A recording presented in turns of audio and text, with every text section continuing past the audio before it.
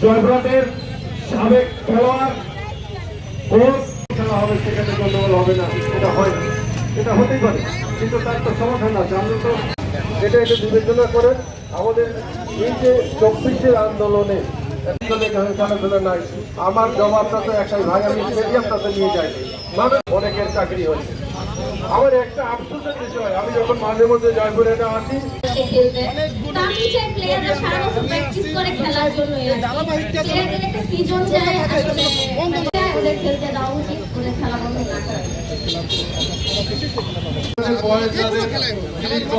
বেশি তাদের গালাগালি আমি খেয়েছি, এটা আমি গ্যারান্টি দিয়ে বলছি।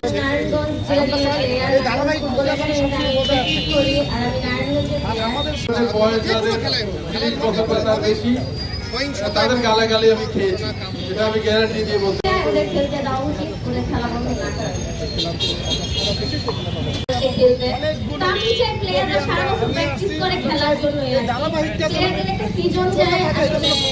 অনেকের চাকরি হয়েছে।